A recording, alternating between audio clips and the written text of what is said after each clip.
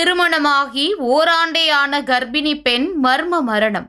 நீதி கேட்டு உறவினர்கள் சாலை மறியல் போராட்டத்தில் ஈடுபட்டுள்ளதால் பரபரப்பு.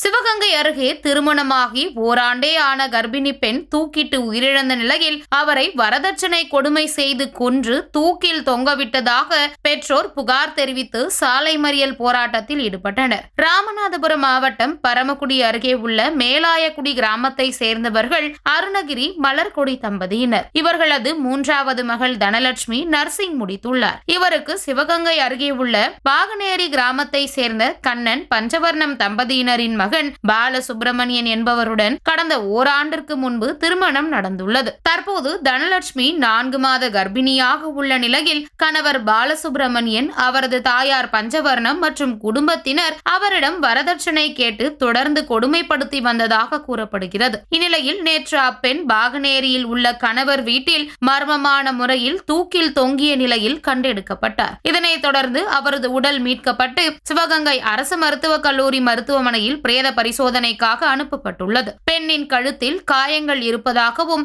கணவர் வீட்டாரே அவரை கொலை செய்துவிட்டு தூக்கில் தொங்கிவிட்டதாக குற்றம் சாட்டியுள்ளதாகவும் உறவினர்கள் அவர்கள் மீது கொலை வழக்கு பதிவு செய்து கைது செய்ய கோரி சிவகங்கை அம்பேத்கர் சாலை அருகே மானாமதுரை சிவகங்கை சாலையில் மறியல் போராட்டத்தில் ஈடுபட்டுள்ளனர். தகவல் அறிந்து வந்த காவல்துறையினர் போராட்டத்தில் ஈடுபட்டவர்களிடம் சமாதான பேச்சுவார்த்தை நடத்தி வருகின்றனர்.